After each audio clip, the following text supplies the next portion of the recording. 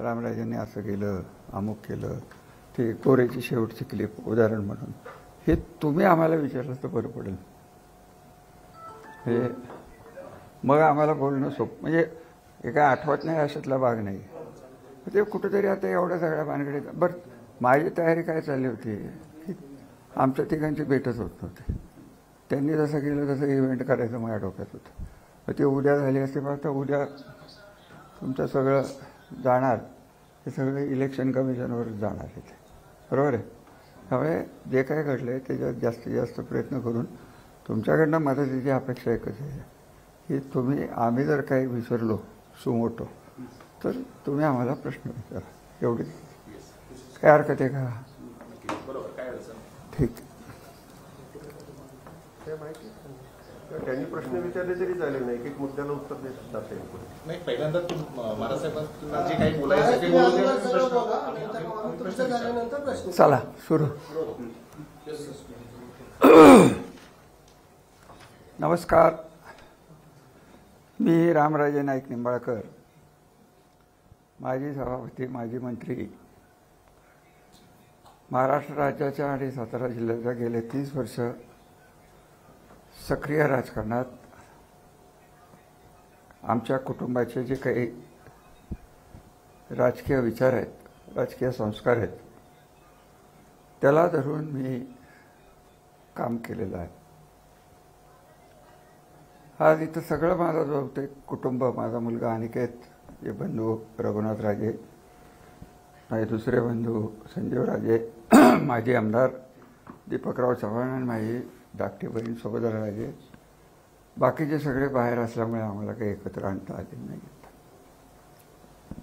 प्रश्न असा आहे की जे काही घडलं 23 तारखेला ते माझ्या दृष्टीने पोलीस तपासात काय निघतंय हे माझ्या दृष्टीने फारसं महत्त्वाचं नाही. आणि ते मी तेव्हाच बोलून दाखवलं होतं की पोलीस काय पद्धतीने करतील इतकंच नव्हे, स्पष्ट शब्दात मी सांगितलं होतं की देवेंद्र फडणवीस साहेब मुख्यमंत्री यांच्या न्यायबुद्धीवर माझा विश्वास आहे, असं मी 2दा बोललेलो आहे. मागेही बोललो होतो, आत्ताही बोलतो. त्यांचा पहिला आरोप असा आहे, मला नावही घ्यायची इच्छा नाही आहे, परंतु त्यांचा पहिला आरोप असा आहे की हे सगळं रामराजांनी केलं. माझं त्यांनी टोपण नाव मास्टर माइंड ठेवलेलं आहे. मास्टर माइंडने का केलं तर देवेंद्र फडणवीस साहेबांची जी सभा होती, किती तारखेला होती तुम्हालाही माहिती आहे, 26, ती कॅन्सल व्हावी. आम्ही असले उद्योग करत नाही, कारण माझी पार्टी वेगळी आहे, ते राज्याचे मुख्यमंत्री आहेत. मागच्या वेळेस त्यांच्या इलेक्शनच्या काळात सभा झाली होती, त्यात नीरा देवघरच्या कालव्याचं उद्घाटन झालं होतं, तेव्हा मी त्यांना फोनही केला नव्हता. यावेळेसही फोन केला नाही की तुम्ही या येऊ नका. त्यांचे कार्यक्रम असतात, त्यांना त्यांचे कार्यक्रम घ्यायचे, कॅन्सल करायचे पूर्ण अधिकार आहेत. माझा यापुरता या सर्व भानगडीचे संबंध 2च या ठिकाणी आहेत की ज्या हॉटेलमध्ये हत्या झाली त्याचाही मास्टरमाइंड मीच होतो का,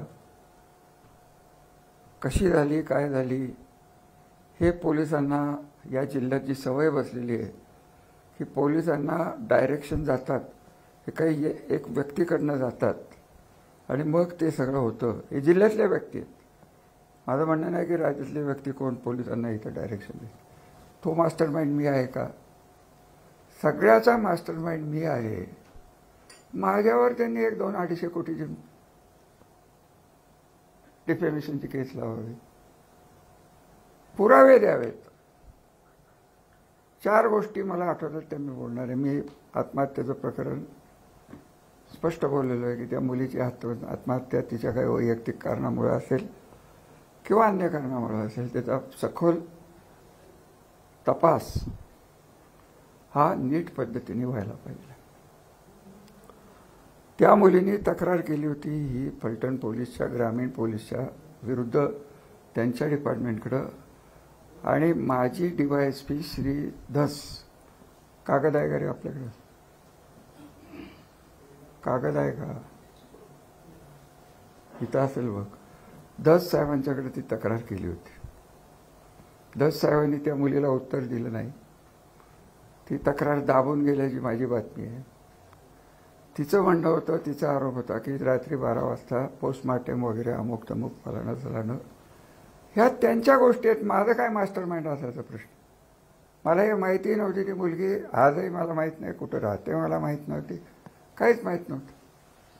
त्या आत्महत्येशी माझा काडीचा संबंध नाही. धस साहेबांचं मी नाव घेतलं त्याचं कारण माझी तर सगळ्यांनाच विनंती आहे की धस साहेब कोणामुळे आले, कोणामुळे बदली झाली, याचा शोध तुम्हीच घ्या. आणि धस साहेबांनी या तालुक्यात खरं सांगायचं तर आत्ता आलेले जे DYSP आहेत त्यांना अजून बरंच शिकायचं आहे. धस साहेबांनी काय केलं नाही एवढं सांगा.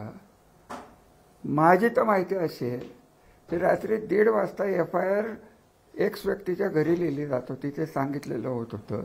त्यामुळे पहिली माझी मागणी आहे की जशी SIT या मुलीच्या कैलासवासी संपदा, डॉक्टर संपदाच्या मृत्यूची, तो अनैसर्गिक आहे नैसर्गिक आहे आत्महत्या आहे तो विषय वेगळा, ह्यांची SIT धस साहेबांची ही आम्हाला वेगळी लावून पाहिजे. ही माझी देवेंद्र फडणवीस यांच्याकडे स्पष्ट मागणी आहे. कारण मी त्यांना आज सकाळीच काही संदेश पाठवले होते की साहेब मला माफ करा, महाजन त्यांचे 96 सालपासून 99 सालपासून अत्यंत उत्कृष्ट संबंध आहेत. त्यांच्या कामगिरीबद्दल विरोधी पक्षात असताना, मंत्री म्हणून 14 ते 19 असताना, मी सभापती असताना त्यांची कामगिरी, त्यांची उत्तरं, त्यांचं लेजिस्लेटिव्ह वर्क, त्यांची बुद्धी, त्यांची फोरसाईट याबद्दल मला पूर्ण आदर. पार्टी आणि पार्टीचे विचार हे माझ्या मनात कधी शिवत नाहीत. माझ्या मनात विकास ही माझी संस्कृती आहे, इकडची जनता ही माझी मुलं आहेत. हे जे संस्कार मालोजीराव नाईक निंबाळकरांनी आम्हाला संस्थान असतानाच असल्यापासून दिलेले आहेत, तेवढेच माझे राजकीय विचार आहेत. धस साहेबांच्या मागे मी लागायचं कारण काय? एक व्यक्ती नाही की जो नंबर 2चा धंदा करत होता त्याच्याकडनं हप्ते घेतलेले नाहीत. एक व्यक्ती नाही की ज्याचा वाळूचा धंदा होता त्याच्याकडनं हप्ते घेतलेले नाहीत. धस साहेबांच्या काळात ह्या ज्या केसेस आहेत 277 त्याचा जे उल्लेख करतायत त्यांनीच केलेला आहे, अंधारे मॅडमनी केलेलं आहे, मला माहीतच नव्हतं. या 277 केसेस कोणाच्या काळात झाल्या असतील? धस साहेबांच्या काळात झालेल्या आहेत. आमची बातमी अशी आहे की असा फॉर्मॅट आहे, ह्या फॉर्मॅटमध्ये फक्त नावं बदलली जातात आणि सही केली जाते. आता ह्या सगळ्या गोष्टी झाल्या कोणाच्या? माझा सगळा मुद्दा एकच आहे की फलटण तालुक्याची बदनामी झाली का नाही हे फलटण तालुक्याच्या आणि महाराष्ट्राच्या जनतेने, आम्ही म्हणतो आम्ही शिवाजी महाराजांचे आमचे जावई, संभाजीराजांचे आजोळ, आणि जर असं म्हणलं जातं आहे की पोलीस बळाचा वापर करून 4 कारखाने येतात, त्यांनी वाचून दाखवले ह्याचे एवढे त्याचे तेवढे, आमच्या विरुद्ध का हो कधी श्रीराम कारखान्याच्या विरुद्ध तक्रार झाली नाही? एकाएक मुकादमाने तक्रार केली श्रीरामच्या विरुद्ध, त्याचं उत्तर कदाचित संजीवराजे देतील. शरयू कारखान्याची कधी तक्रार झालेली? फक्त ह्यांचीच तक्रार का झालेली आहे? आणि ही तक्रार ज्यांच्या काळात झालेली आहे त्यांचाही SIT होणं हे नैसर्गिक न्यायाला धरून आहे. आणि हे सगळं पोचतंय, हे DYSPकडे पोचतंय की त्यांच्या डिव्हिजनमध्ये झालेल्या गोष्टी आहेत. त्यामुळे बाकीचं काही जरी झालं तर SITची मागणी 277 केसेस जर खऱ्या असतील, FIR जर फाडले गेले असतील, तर मला वाटलं तर वकिलीचा सल्ला घेऊन मी हे 277 केसेस हायकोर्टात नेणार आहे आणि त्याची SITची मागणी करणार आहे. हा माझा नंबर 1चा मुद्दा आहे. नंबर 2चा मुद्दा, आगावणे कोणाचा कार्यकर्ता? आगावणे कुठल्या पार्टीतनं उभा होता? 14 आणि 19 मला वाटतं ना, 14 आणि 19 दोन्ही वेळेस दीपकराव तुमच्या विरुद्ध उभा होता आणि भाजपकडनं उभा होता, बरोबर आहे? काँग्रेसकडून एकदा काँग्रेस, आपण तर काँग्रेसमध्ये नव्हतो, राष्ट्र. पण त्यांच्यात काय झालं हे त्याचं मास्टर माइंड मीच. आज मी तयारीत नाही, मी तुम्हाला पाहिलं तर कोणाला तरी क्लिप पाठवून देतो की ज्या सौभाग्यवती आगावणे काल तिथं आल्या होत्या आणि मागे बोलल्या होत्या अंधारेबाईंच्या तिथं, त्यांची एक क्लिप आणि रणजित दादांची क्लिप ही कधीच माझ्याकडे आलेली आहे. त्यात त्यांनी स्पष्ट सांगितलं आहे की सुरू कोणी केलं, अमुक केलं, तुम्हाला मिटवायचं असेल. हे फार महत्त्वाचं वाक्य आहे. आगावणेला कस्टडीत दिगंबरला व्हिडिओ काढायला लावा आणि माझ्याकडे पाठवा की रामराजांनी मला करायला लावली. ही पद्धत जी आहे, आणि यांनी सांगायचं मला काही संबंध नाही, रामराजांनीच करायला लावलं. ठीक आहे, माझा फोटो दाखवला. आता त्यांच्या मुलीला आत्महत्या मीच करायला लावली आणि ती आत्महत्या खोटी आहे असं जर कोण म्हणत असेल तर याला विकृती म्हणायची नाही तर काय म्हणायचं. आमच्या हॉस्पिटलमध्ये ठेवलं होतं, मग काय हॉस्पिटल आम्ही काढलं ते हॉस्पिटल, तिथं मुली आल्या होत्या, आल्या असतील नाही, सुविधामध्ये होत्या, सगळं खोटं रिपोर्ट हे बघ. आणि तिथून त्या भारतीय हॉस्पिटलला ट्रान्सफर केले कारण ते सिरियस झाले. आता मला तुम्ही सांगा, या तालुक्यातल्या 2 मुलींनी आत्महत्या केली, प्रयत्न केला, हे कारण सोडलं आणि त्यांना जर मदत केली तर माणूस केला धरून आहे की नाही आहे का? ते आम्हीच केलं आणि त्याच्यातही मास्टर माइंड मीच आहे. यांची सवयच अशी आहे की धंदेच असे करतात आणि ते अंगाशी आले की कोणामुळे झाले तर रामराजांच्यामुळे झाले. दुसरं एक उदाहरण देतो. कालच्या त्यांच्या प्रेस कॉन्फरन्सची हे नाही, ते 150 आहेत सुरवडीचे, प्रल्हाद पाटील, त्यांनी कारखान्याचा बट्ट्या ओळ केला आणि ते म्हणतात माझी प्रॉपर्टी घालवली, रामराजांनी घालवली. आता रामराजांनी काय घालवली? याने उद्योग केले फलटण शुगरचे आणि त्यांचं काय इन्शिएटिव्ह झालं ते झालं, कोणाची चूक?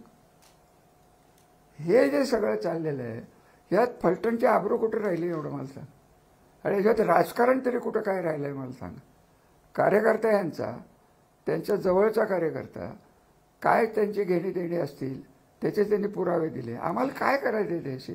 आणि बेसिकली मी तुम्हाला एक सांगू का की या 23 सालपासनं माझी खासदाराचं नावच मी कधी घेतलेलं नाही, कधीच घेतलेलं नाही. मी कधीही म्हणलेलं नाही की माझी खासदार आणि त्यांचे PA यांना तुम्ही, आणि अंधारे मॅडमने तरी काय केलंय? कोण म्हटलंय त्यांना आरोपी करा? चौकशी करा ही मागणी करायची नाही लोकशाहीत का? तर यांची 3 सुसाईड नोटमध्ये नावं आहेत. एक हे आगावणे, एक ननवरे आणि एक परभारे, इनडायरेक्टली और डायरेक्टली संदीपचे. संदीप काय ते आपलं मुंडे, अहो त्यांना इन्व्हेस्टिगेशनलाच तुम्हाला बोलवता येत नसेल. मग मला तरी इन्व्हेस्टिगेशनला माननीय मंत्री जयकुमार गोरे यांच्या केसमध्ये केवळ माझे फोन होते म्हणून जिथं तुम्ही लोक बसलाय तिथंच माझी 4 तास तपासणी झाली. आम्ही नाही तक्रार केली, तपासणीला आम्ही समोर गेलो. हे जे सांगतायत की तपासणी नको, हे नको, कोण घाबरतंय? मी तर म्हटलं करा, काय करायचं. परवाच एका सभेत म्हटलं की तुरुंगात टाका मला, फलटणसाठी मी तुरुंगातही जायला तयार आहे. आणि तुम्हाला कोणी सांगितलं की हा प्रयत्न झाला नाही? ते कुठे आहे रे? ते कुठे आहे तो शिवराज? तुम्हाला केस तो पेपर तोही दाखवतो. 22 सालची गोष्ट आहे. 2 कॉन्ट्रॅक्टरची भांडणं होती. ते कॉन्ट्रॅक्टर माझ्या संबंधित आहेत. त्यांची भांडणं चालली होती. त्यांची एकमेकात काय पैसे घ्यायचे नाही, माझा काही काडीचा संबंध होता. विषय असा आहे त्यात की त्या 2 केसेसमध्ये ह्या माणसांनी दुसऱ्या एक केस झाली तर नाव तर येणारच आहे, त्यामुळे मी नाव सांगतो. निकम नावाचा कोणतरी कॉन्ट्रॅक्टर आहे. त्या कॉन्ट्रॅक्टरनी दुसऱ्या लोकांच्यावर केस केली. हा मूळ विषय. त्याच्यात त्यांनी बरंच गोंधळ घातले. दुसरी तक्रार यांनी EOWकडे करायला लावली. तेव्हा कोणी केली होती? EOWनी माझ्या ऑफिसला सभापती या नात्याने अमुक तारीख जी आहे मी तुम्हाला दाखवतोय, पाहिजे तर तुम्हाला हे देतो, EOWच्या वैरागकर नावाच्या असिस्टंट इंजिनियरनी श्री रामराजे नाईक निंबाळकर सभापती अमुक अमुक तारखेला कुठं होते याची लॉगबुक मागवा, अमुक अमुक निकम त्यांनी त्याच्यावर तक्रार केलेली आहे आणि त्यासंबंधी आम्हाला चौकशी पाहिजे आहे. त्यांचा आरोप असा होता त्या निकमाचा की रामराजांनी त्या माणसाला उचललं, त्यांच्या पुण्याच्या घरी आणलं, किडनॅपिंग आणि खंडणी अशी तक्रार करा अशी EOWकडे तक्रार केली. त्याच्यावरही ते वागलं नाही आणि ते माझ्या ऑफिसने उत्तर दिलं तेव्हा मी पुण्यातच नव्हतो, मी सातारला जिल्हा बँकेच्या बैठकीत होतो. तो विषय संपला. हे सद्गृस्त कोण जे होते त्यावेळेचे सत्ताधारी 22 साली हे पुणे कमिशनरकडे गेले. पुणे कमिशनरकडनं मला फोन यायला लागले की असे सद्गृस्त आलेत, ते म्हणतात की EOWला सांगून रामराजे नाईक निंबाळकर यांच्यावर केस लावा. याची पहिली बातमी मला कोणी दिली असेल तर संजीवराजांनी दिली, त्यांना तुम्ही विचारू शकता. आणि मी नाव घेणार नाही त्या अधिकाऱ्याचं. शेवटी मी देवेंद्र फडणवीस साहेब मला माफ करतील अशी माझी अपेक्षा आहे की शेवटी मी त्यांना फोन केला आणि म्हणलं देवेंद्र साहेब हे काय चाललं आहे. ते म्हणाले तुम्ही काळजी करू नका, जे काय चाललं आहे ते गैर आहे आणि राजकीय माणसाला कुठेही इथं धक्का लागायला नाही पाहिजे असं देवेंद्र फडणवीसांनी पुणे कमिशनरला सांगितलं. आणि हे म्हणतात की मी मास्टर माइंड आहे. मग ह्याचा मास्टर माइंड कोण आहे? आम्ही चौकशी तरी केली, आम्ही तक्रार तरी केली. काही झालं तरी रामराजांनीच केलं. रामराजांना काही दुसऱ्या आयुष्यात उद्योग नाही. काय केलं तर मी विकासाची कामं आणतो. आता विकासाची कामं आणतो, सारखं जे नीरव देवघरचं चालतंय त्यांचं. मला प्रश्न विचारायचा आहे की मी जर धरणा आणि 66 किलोमीटरपर्यंत कालवा आणला नसता तर फलटण तालुक्यात पाणी तरी आलं असतं. 19 साली हे खासदार झाले. त्यांनी पहिला आरोप केला अजितदादांच्यावर आणि शरद पवारांच्यावर की पाणी चोरलं आणि त्यांचा माणूस उभा कुठनं राहिला 2025. हा सगळा जो घोटाळा चोर बाजार चाललेला आहे हा फलटण तालुक्याच्या विकासाला शोभणारा नाही. आगवणीची केस झाली, ते नंदू रणवरेची केस झाली. आता मी त्याला सांगितलं मी मास्टर माइंड आहे का की बायकोबरोबर आत्महत्या कर, त्याची चौकशी नाही. आम्ही तक्रारी तरी केल्या. उलट यांनीच त्याच्या भावाला बोलवून सांगितलं की रामराजांनी करायला लावलं अशी तक्रार कर. आता ह्या किती गोष्टी मी तुम्हाला सांगू की वैयक्तिक त्यांना जनाधार नाही. कालची माणसं वगैरे आजकाल माणसं आणण्याचं शास्त्र झालेलं आहे. काल त्यांची जी काही तथाकथित इव्हेंट झाला त्याच्या खालच्या कॉमेंट जर कोणी वाचल्या तर तुम्हाला कळेल की प्रतिक्रिया काय. त्यांचं त्यांना दाखवलं.